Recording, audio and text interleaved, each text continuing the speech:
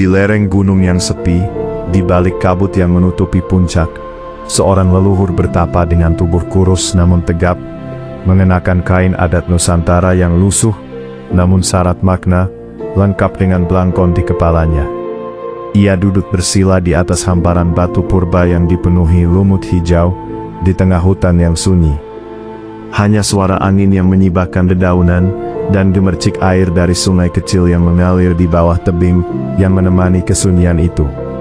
Ajian Tapasuwung adalah latihan batin yang menuntut pengosongan diri, menyingkirkan segala nafsu duniawi, dan menekuni ruang hampa di dalam jiwa.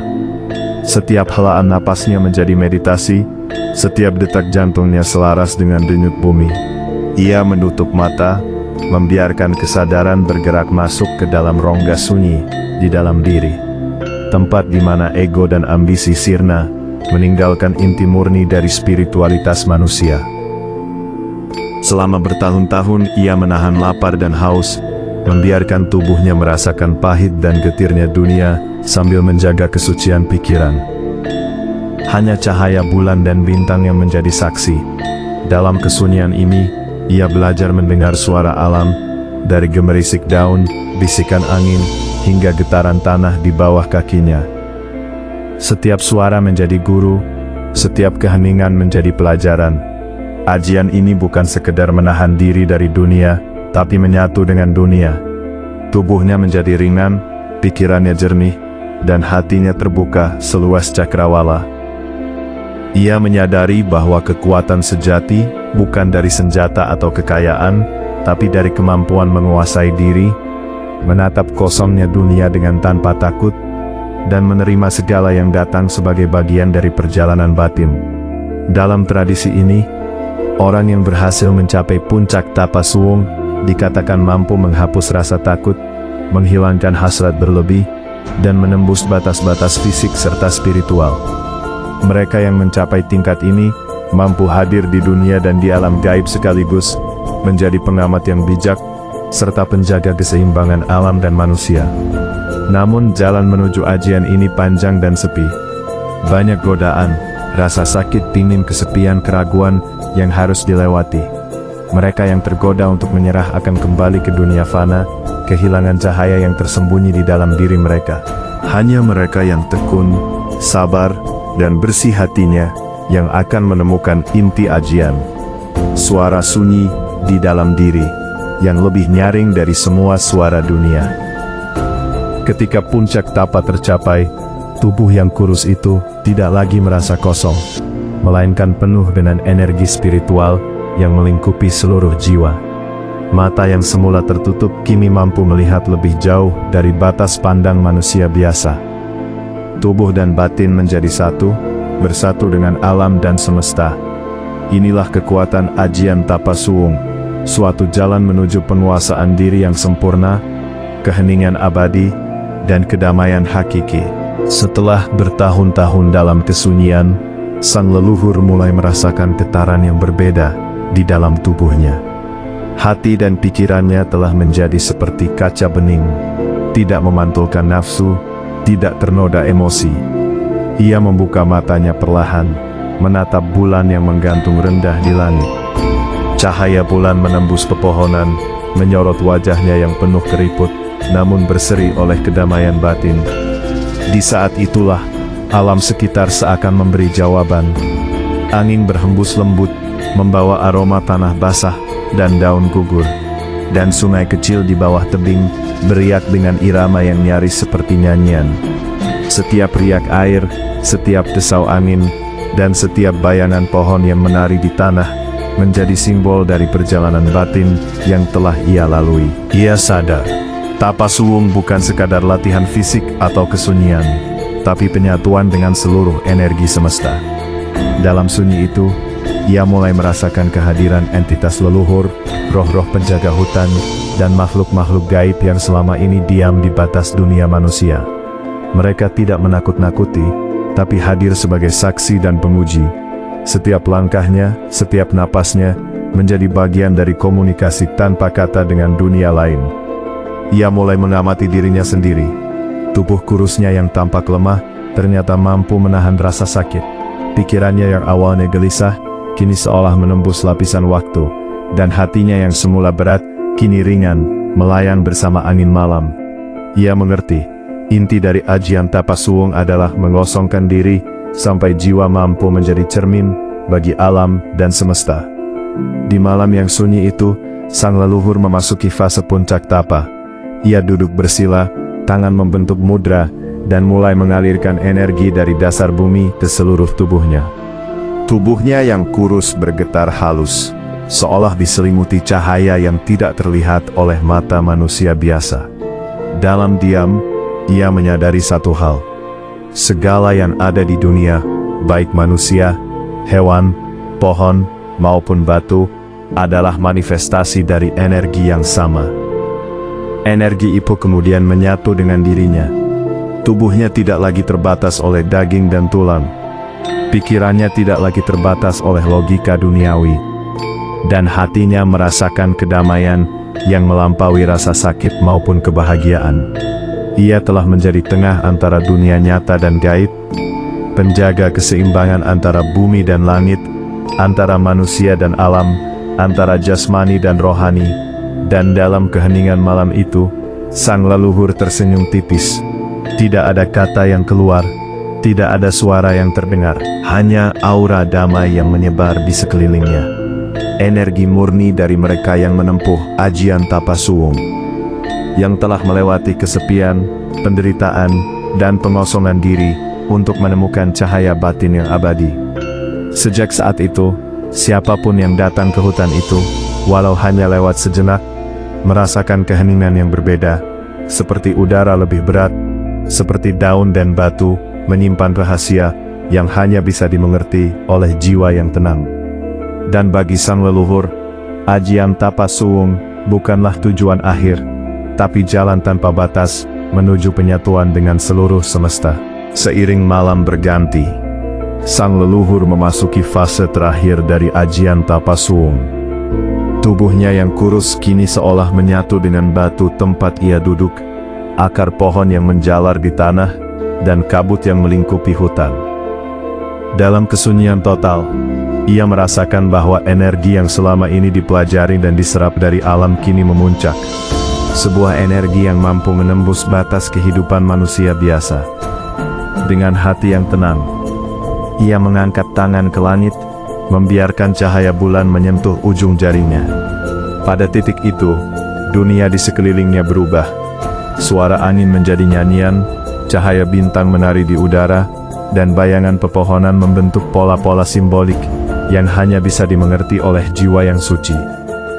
Ia merasakan kehadiran roh leluhur lain yang datang untuk menguji apakah ia benar-benar siap menerima kekuatan supranatural Tapasuwung. Ujian itu bukan berupa kata atau perintah, tapi berupa sensasi batin, rasa takut, keraguan, dan godaan untuk kembali ke dunia fana.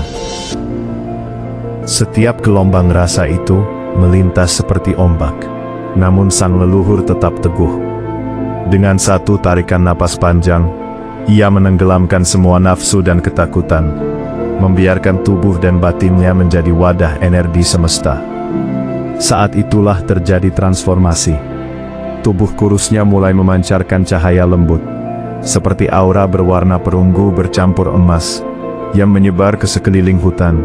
Ia tidak lagi sekedar manusia. Ia menjadi perwujudan penjaga kesunyian dan keseimbangan dunia. Sosok yang mampu hadir di dunia nyata dan dunia gaib sekaligus. Dalam bentuk ini, ia bisa menyerap energi negatif, menenangkan roh yang gelisah, dan memberi kekuatan pada mereka yang mencari kebijaksanaan. Meski memiliki kekuatan itu, sang leluhur tetap memilih kesunyian.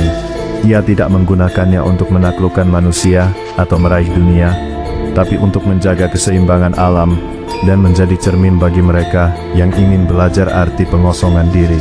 Setiap pohon yang tumbuh, setiap sungai yang mengalir, dan setiap hewan yang melintas, kini terasa seolah berhubungan langsung dengannya.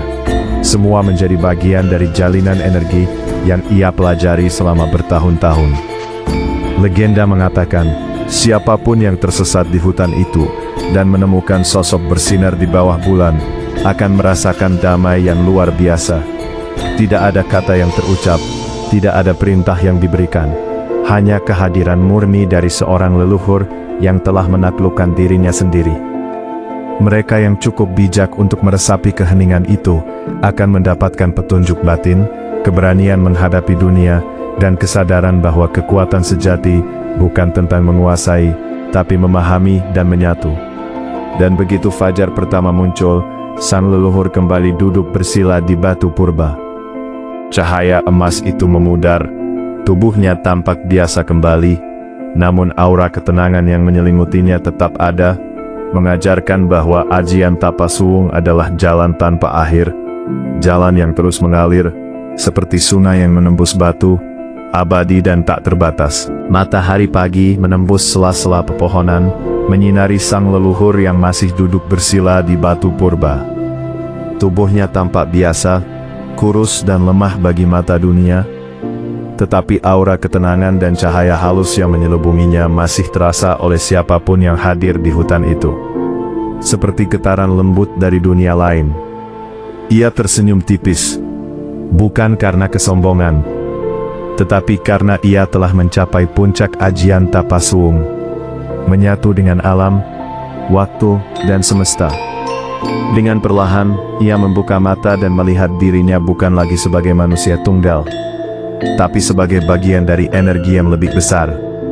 Setiap pohon, batu, sungai, dan makhluk hidup di sekelilingnya kini menjadi cermin dari batin yang hening. Burung-burung terbang di atasnya seolah mengikuti aliran energi yang ia pancarkan. Daun-daun bergetar ringan seperti menyambut kehadirannya, dan kabut yang menutupi lembah bergulung pelan, menandai batas antara dunia nyata dan dunia gaib. Di dalam kesunyian itu, ia mulai menyadari rahasia tertinggi dari ajian Tapasuwung. Kekuatan sejati bukanlah kemampuan untuk mengubah dunia di luar, tapi kemampuan untuk mengubah diri sendiri dan menyeimbangkan energi di sekelilingnya. Mereka yang mencapai tahap ini mampu menyembuhkan hati yang terluka, menenangkan jiwa yang gelisah, dan menjadi cermin bagi mereka yang mencari pencerahan. Sang leluhur kemudian berdiri perlahan, tubuhnya yang kurus bagaikan bayangan di antara cahaya pagi dan kabut. Ia melangkah tanpa suara, meninggalkan batu tempat ia bertapa, tetapi jejaknya tetap terasa. Daun yang bergeser pelan, angin yang berhembus lebih lembut, dan cahaya yang menari di antara pepohonan. Semua itu menjadi tanda bagi mereka yang cukup peka untuk merasakannya. Tanda bahwa Tapasuwung bukan sekadar ritual, tapi jalan hidup, jalan menuju kesadaran sempurna. Legenda mengatakan mereka yang sungguh-sungguh menapaki jalan ini akan merasakan energi batin yang sama, keheningan yang menenangkan, kebijaksanaan yang menembus waktu, dan keberanian untuk menghadapi segala godaan dunia. Tapi hanya sedikit yang mampu, karena jalan ini bukan untuk orang yang mencari kekuasaan, harta atau pengakuan, melainkan bagi mereka yang siap mengosongkan diri dan menerima dunia apa adanya dengan seluruh keindahan dan kesakitannya. Dan begitu sang leluhur menghilang di balik kabut hutan, hutan itu tetap menyimpan keheningan yang luar biasa. Sungai tetap mengalir dengan riak lembut, daun tetap bergoyang menandai kehidupan, dan cahaya pagi tetap menembus pepohonan, seolah menegaskan satu kebenaran abadi. Mereka yang menempuh ajian Tapasuwung, meski tak terlihat oleh mata manusia, akan selalu hadir di dunia sebagai penjaga kesunyian, cermin kebijaksanaan, dan pemersatu energi semesta. Seiring siang berganti, hutan tetap tenang, namun getaran energi yang ditinggalkan sang leluhur terasa semakin kuat. Setiap makhluk hidup di sekitar, dari semut yang merayap di tanah, hingga burung yang terbang di atas, seolah menunduk dan menghormati keheningan yang tertinggal. Cahaya matahari menembus celah pepohonan, menciptakan bayangan panjang yang bergerak perlahan seperti gelombang, menandakan bahwa alam kini menjadi saksi dari kesempurnaan batin sang leluhur. Di puncak tapa ini, sang leluhur tidak lagi dibatasi oleh tubuh fisiknya. Ia mampu hadir di banyak tempat sekaligus, berkomunikasi dengan roh-roh penjaga alam, leluhur yang telah pergi, dan manusia yang benar-benar mencari pencerahan. Ia menjadi perantara energi semesta. Cahaya lembutnya menembus jiwa mereka yang tersesat, memberi keberanian, ketenangan, dan arah hidup. Ia bukan lagi manusia biasa, melainkan simbol abadi dari penguasaan diri dan penyatuan dengan alam. Maka lahirlah legenda baru. Siapapun yang datang ke hutan ini, walau sekadar lewat, akan merasakan kehadiran tak kasat mata. Angin yang menyejukkan, daun yang bergetar, burung yang terbang, bahkan kabut yang bergulung di lembah, semuanya adalah manifestasi dari energi Tapa Suung. Mereka yang mampu merasakan getaran itu, akan belajar bahwa kekuatan sejati bukan dari menguasai orang lain, melainkan menguasai diri sendiri, dan menjadi bagian dari aliran hidup semesta. Dan di saat matahari mulai condong ke barat, sang leluhur kembali muncul di batu purba tempat ia pertama kali bertapa. Tubuhnya tetap kurus, namun sorot matanya memancarkan cahaya emas yang menenangkan. Ia menatap sekeliling hutan dan tersenyum, tahu bahwa semua yang ia pelajari dan semua yang ia capai kini menjadi warisan tak kasat mata. Warisan bagi mereka yang memiliki keberanian untuk menempuh jalan sunyi, melewati penderitaan, dan mengosongkan diri dari dunia fana. Ajian Tapa Suung telah mencapai puncaknya. Tubuh menyatu dengan alam, menjadi bagian energi semesta. Pikiran bebas dari nafsu dan emosi duniawi, menembus batas waktu dan ruang. Hati menjadi cermin kehidupan, mampu menyerap energi baik maupun buruk dan menyeimbangkannya. Jiwa menjadi penghubung antara dunia manusia, dunia gaib, dan alam semesta. Dan akhirnya sang leluhur menutup mata lagi, membiarkan dirinya tenggelam dalam keheningan. Tapi siapapun yang datang ke hutan itu setelahnya, akan merasakan jejaknya. Tidak terlihat, tapi nyata. Tidak berbicara, tapi mengajar. Tidak memaksa, tapi menuntun. Ajian Tapa Suung bukan sekadar latihan, bukan sekadar kesunyian, tapi jalan abadi menuju penyatuan diri, alam, dan semesta. Waktu perlahan kehilangan makna. Siang dan malam berganti tanpa penanda, seolah hutan itu sendiri telah keluar dari putaran dunia. Sang leluhur tidak lagi menghitung hari, tidak lagi mengenali usia tubuhnya. Ia berada dalam suung sejati, keadaan tanpa nama, tanpa keinginan, tanpa pembeda antara ada dan tiada. Pada tahap ini, napasnya begitu halus hingga tak terdengar, denyut jantungnya menyatu dengan denyut bumi. Jika seseorang berdiri di hadapannya, mereka mungkin mengira ia hanyalah patung tua, bagian dari batu dan akar pohon.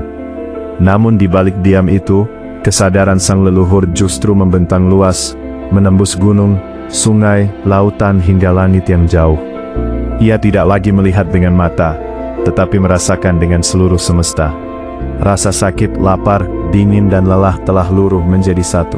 Dalam keposongan itu, ia memahami bahwa segala bentuk kekuatan muncul justru saat manusia berhenti menggenggam apapun. Dalam suung itu pula, ia mendengar ajaran tanpa suara, ajaran yang tidak diajarkan oleh manusia, tetapi oleh sunyi itu sendiri. Bahwa marah melemahkan jiwa, bahwa takut mengikat kesadaran, bahwa keinginan adalah beban paling berat. Dan ketika semuanya dilepaskan, jiwa menjadi ringan, bebas melampaui batas jasad. Konon pada fase ini, roh-roh penjaga alam tidak lagi menampakkan wujud. Mereka tidak perlu. Sang leluhur telah menjadi bagian dari mereka. Tidak ada lagi pemisahan antara yang bertapa dan yang menjaga. Ia adalah sunyi itu sendiri. Hutan menjadi lebih tua bersamanya. Pohon-pohon seakan tumbuh lebih pelan, sungai mengalir dengan ritme yang lebih tenang, dan kabut turun bukan untuk menutup, melainkan untuk melindungi. Tempat itu menjadi wilayah di antara, bukan sepenuhnya dunia manusia, bukan pula alam gaib. Maka, ketika ada manusia yang datang dengan niat buruk, langkah mereka akan terasa berat, dada mereka sesak, dan pikiran mereka kacau.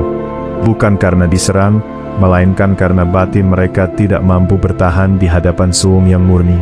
Sebaliknya, mereka yang datang dengan hati bersih, akan merasakan ketenangan yang tak pernah mereka kenal sebelumnya, seperti pulang ke rumah yang telah lama terlupakan. Inilah tahap tertinggi ajian Tapa Suung.